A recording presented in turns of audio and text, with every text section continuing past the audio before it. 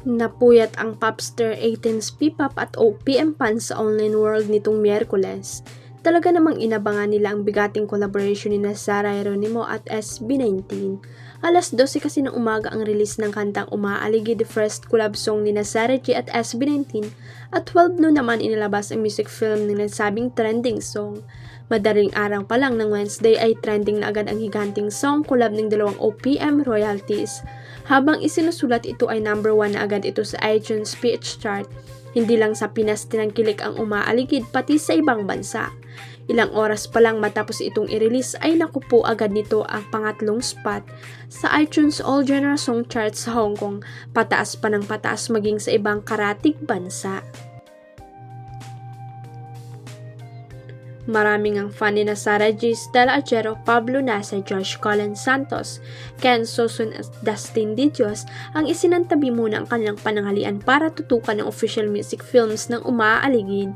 Tulad ng audio ng kanta, muling nag-trending ang nasabing short film. Inulan ito ng mga papuri. Mas bonggang music film dahil mas mahaba ito kaysa pang MTV lang. Hatang ginastusan, panalo ang production design, cinematography at editing. At dahil nga sa ganda ng pagkakagawa ay marami ang nabitin kahit na more than 10 minutes na ang haba nito.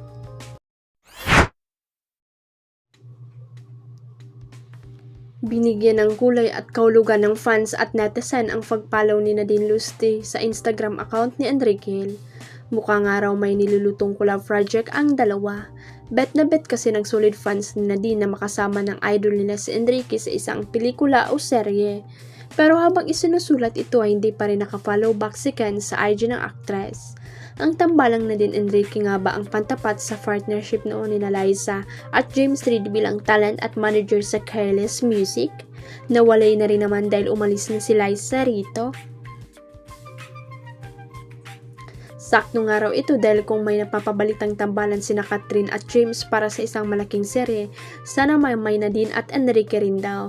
Mas bet nga nila ito kaysa sa nauna ng announcement na pagsasama ang proyekto na Ken at Julia Barreto.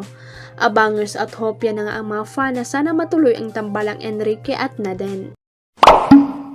Huwag kalimutang i-click ang subscribe button at i-ring ang notification bell para sa latest at legit chika updates.